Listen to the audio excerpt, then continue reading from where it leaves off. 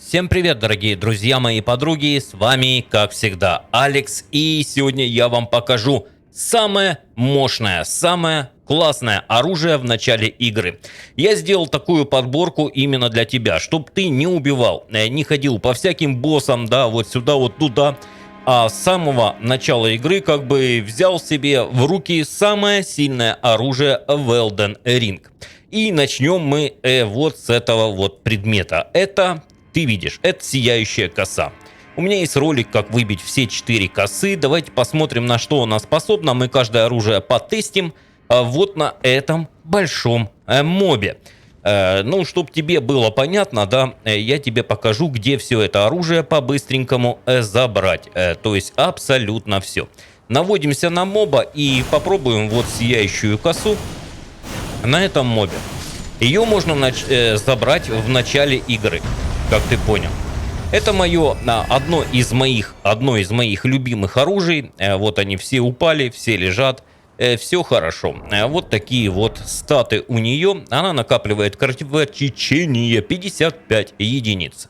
Довольно неплохое, она хорошо прокачана у меня, потому что я с ней проходил игру полностью Elden Ring. Это одно из моих любимых оружий, как ты понял. Где ее достать? Как я и напоминал, у меня есть ролик, где получить абсолютно все 4 косы. А нам надо болото, берег болота Иония. А именно вот эта вот часть, внутренняя часть Ионии. Здесь есть еще сердце Ионии, тут где есть мини-босс. Если ты не проходил, то тебе сюда. Напоминаю, это именно начало игры. Вот они, наши первые шаги. Храм Элли, северный берег озера, близ ворот наш любимый. Мы скачем, в принципе, можно от третьего храма Марики, а можно и просто вот сюда. И вот, кстати, тут деревня у вот призыва. Здесь именно выбивается еще одна коса. Так что посмотри ролик. Нам надо вот сюда, вот внутренняя часть Ионии. Я думаю, ты сюда попадешь. Именно здесь выбивается эта коса с одного гниющего моба. Давайте я вам покажу. Вот оно, наше болотце. Вот оно, наше болотце. Сюда дойти несложно. Здесь лучше использовать лошадь. Бежим вот сюда вот. И вот он, наш моб, и ходит. Вон он, противный. У него такая же коса, заметьте. Кстати, можно выбить еще и броню. Здесь бабочки летают. Смотри, он по нам, в принципе, с такой же косы и лупит. Съешь обязательно маринованную лапку. Маринованную лапку, если нет у тебя, конечно же, серебряного скоробея. А если есть, и ты уже продвинулся далеко, у тебя нет косы, бери серебряный скоробей, маринованную лапку и выбивай. Я выбивал все это с маринованной лапкой, потому что серебряного скоробея, как ты понял, у меня не было. Переходим к другому, менее или более важному оружию, но оно очень сильное. Итак, как ты видишь, это зубчатый кровавый клинок Редувия. Да, это кинжал. Его можно получить, как я и ранее и говорил, в начале игры. И он, поверь мне, он очень сильный. Очень сильный и, возможно, кем-то недооцененный, но это все-таки кинжал. Он бьет быстро, но у него есть супер атаки, которые накапливают кровотечение вот так вот быстро. Раз, и моба нету, и этих тоже нету. Да, я тебя ударю разочек, так? Прокачана она у меня не на максимум, а плюс 7 она у тебя будет приблизительно в таком же состоянии. На плюс 6, на плюс 7 в начале игры ты сможешь ее прокачать. Ну, на плюс 6 ты точно сможешь ее прокачать. Редувию получить не так будет просто, наверное, как косу. Но все равно я тебе покажу, где ее можно получить. Ее можно получить вот в этом ущелье. Видишь, грязная пещера, это совсем рядом. Это совсем рядом. Вот первый шаг твой. Вот храм Элли, ну, там, где Ренни появляется, да? Руины у ворот, близ ворот, и вот она, грязная пещера, грязное побережье, грязная пещера, вот он мостик, тебе именно сюда. Давайте я покажу, что здесь надо сделать. А вот она, в принципе, та самая грязная пещера. Сюда вот мостик, можно попасть очень просто. Что здесь надо сделать? Когда вы сюда приходите, здесь с одной стороны, вот оттуда бежит Юра. Если ты не знаешь, что такое Юра, то это такой воин, с которым ты еще не раз столкнешься. А отсюда бежит дух, который на тебя нападает. Дух как раз вот с этим вот кинжалом Редувия. Тебе надо его победить. Лично я побеждал, я бежал вот сюда вот на те вот камушки. Там помогал мне Юра, и в принципе ничего сложного. После этого ты получаешь вот такой вот кинжал Редувия. Очень классный, очень неплохой кинжал, как ты сам видел. Даже мы его потестили на большом-большом мобе. И поверь мне, с ним ты большую часть игры можешь спокойно пройти. Ну а мы переходим к следующему оружию. Ну что же, ребята, следующее оружие у нас это черный нож. Да, это тот самый черный нож. Очень хорошее оружие, она у меня на плюс 8 прокачана. Ну давайте уже на многострадальном огромном мобе мы и потестим его. Довольно неплохой. Но вы видите, он медленнее чуть-чуть, чем Редувия, но он забирает жизни. И если я просто отбегу даже, моб этот просто упадет от усталости. С этими расправляться еще проще. У вас вы сможете его прокачать на плюс 6. Да, где-то так на плюс 6, но его можно забрать именно в начале игры. Да, ты не ослышался. Все оружие здесь я показываю тебе, которое можно взять в начале игры, не сражаясь ни с какими боссами. Давайте покажу, где его взять.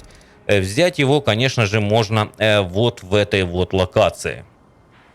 Как сюда попасть, в принципе, я думаю, что ну, вы не потеряетесь, как сюда попасть, потому что здесь наша Лиурния, да, здесь в Лиурнию можно попасть очень просто, и если вы хотите сражаться с этим боссом, то можете не сражаться.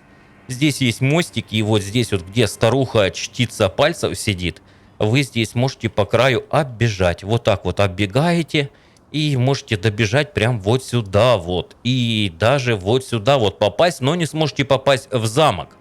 Вы единственное, что если не убьете ни одного босса, сюда на эту локацию вы попадете, а в замок нет.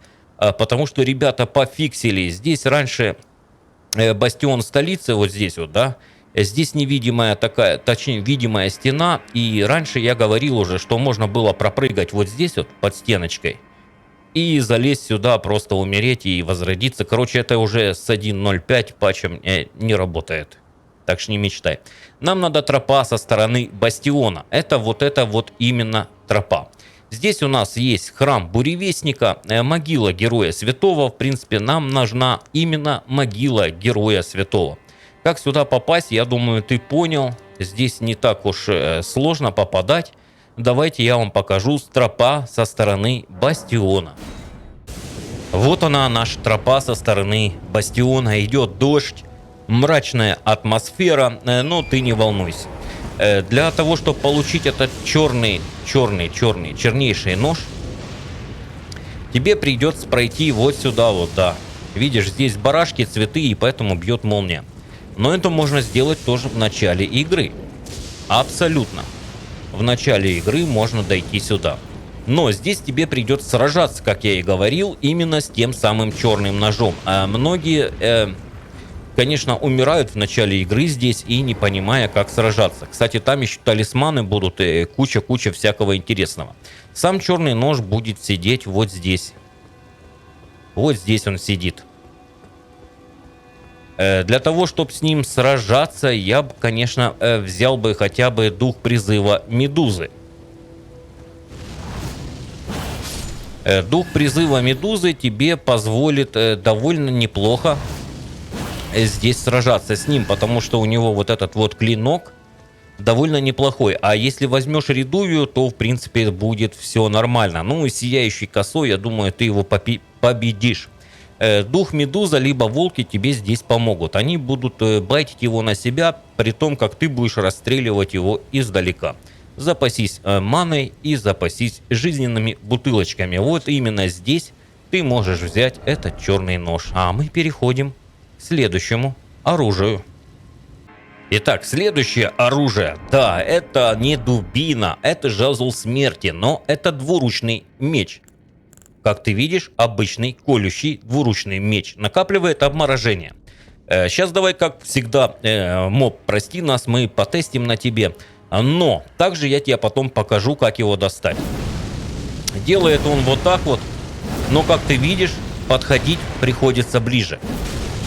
Вот так вот подходить, и смотри, у моба уже обморожение есть. Очень сильное оружие. Очень сильное. Я специально не подходил поначалу близко. Отвали от меня. Не подходил близко, чтоб ты увидел. То есть подходить надо близко. Подошел близко, убил его просто так. Смотри, этот даже в морозе лежит. Если тот такого цвета, то этот, ты видишь, побелел. Вот даже лед треснул. Где его получить? Где получить вот этот жезл смерти? Получить.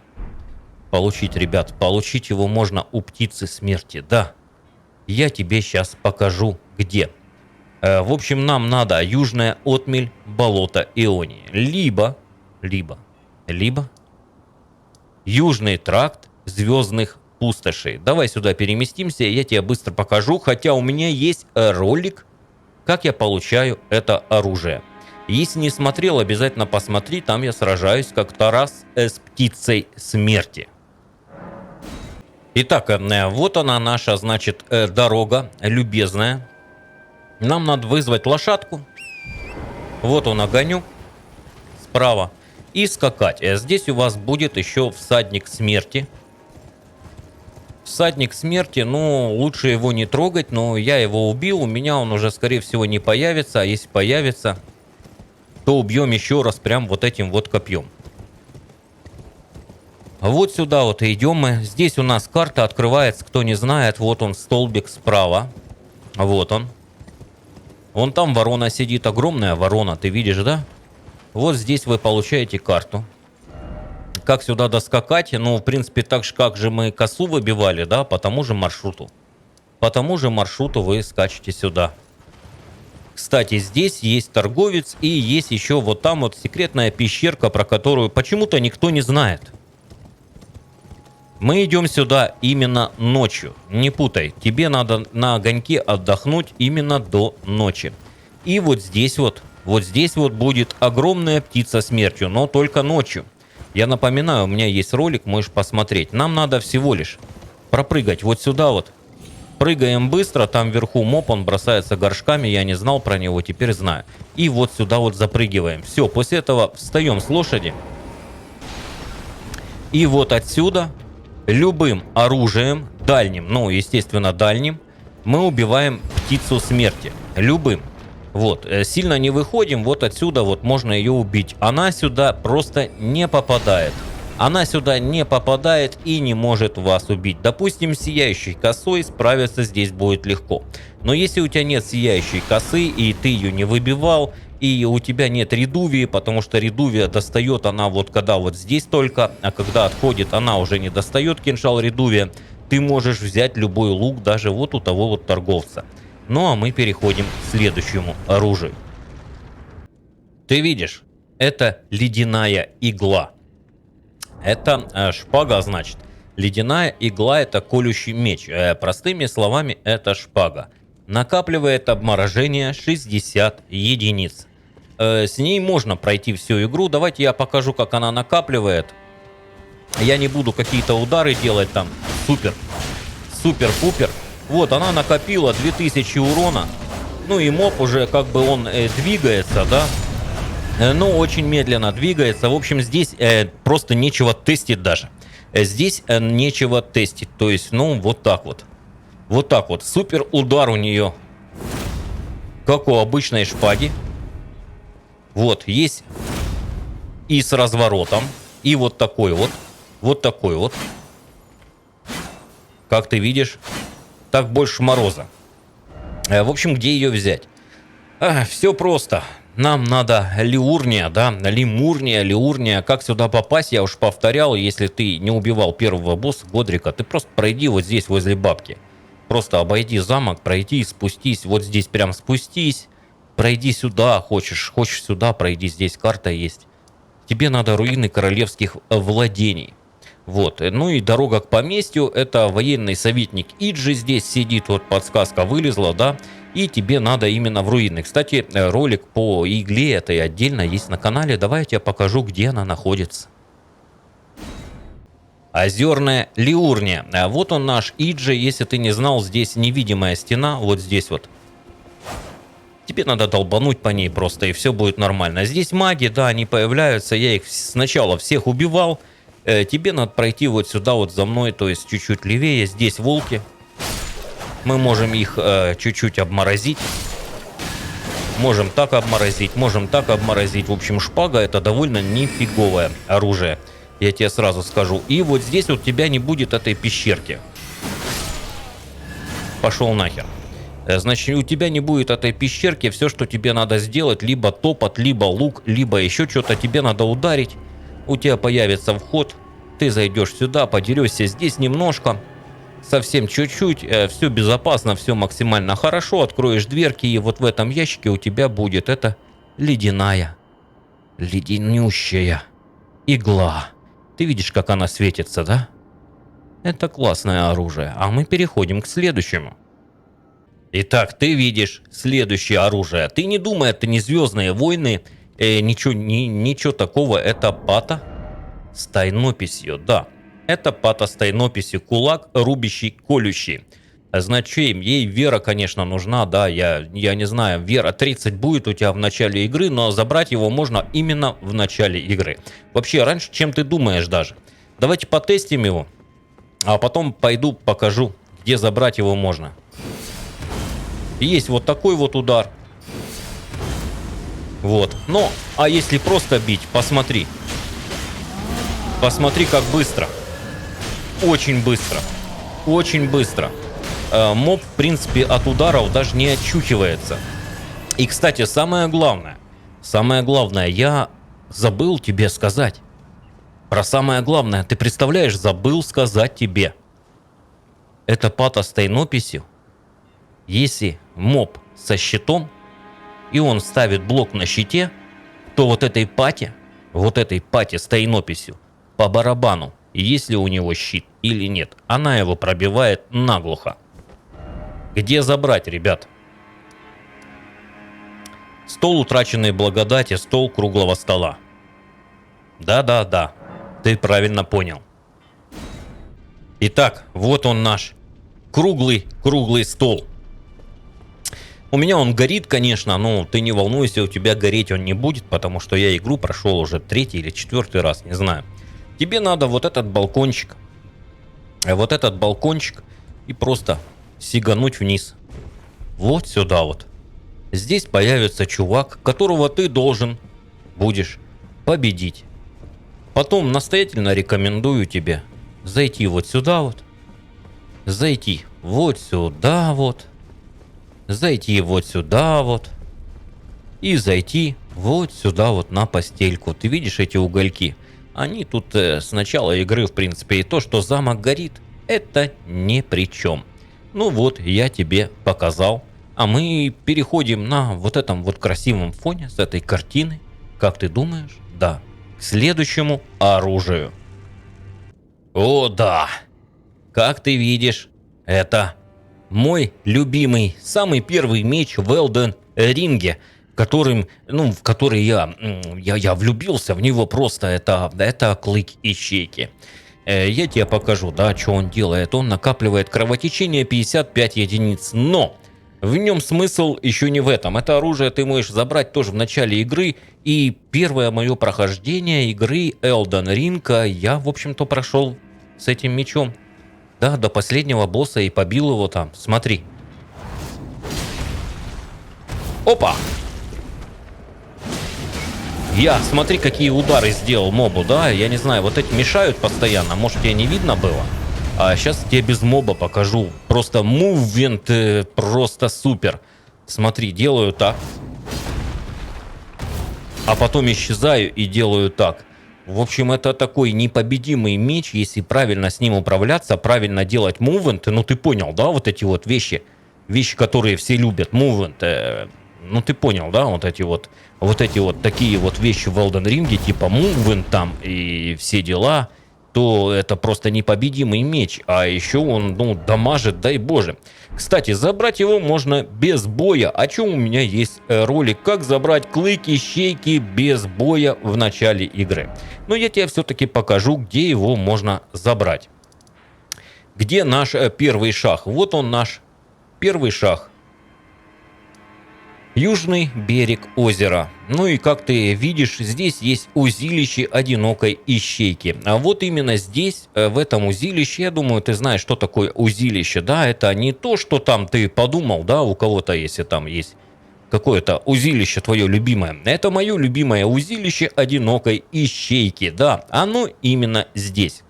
А вот здесь вот есть у нас руины в туманном лесу, где сидит волк Блайт и воет, то есть он делает, я не знаю, как тебе объяснить. Ау! Ну, вот так вот делает он, да, вот в таком плане делает волк Блайт. Все, что тебе надо, чтобы забрать без боя его, да, это храм Элли и торговец скалы. Видишь, подсказка? Торговец скалы сидит здесь.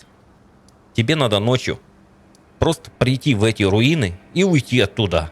Да, просто пришел и ушел, ничего не делай. Пришел к торговцу Каллы и сказал, что там в руинах кто-то воет, то есть ау-ау-ау делает. Ну, вот так вот, ты понял, да?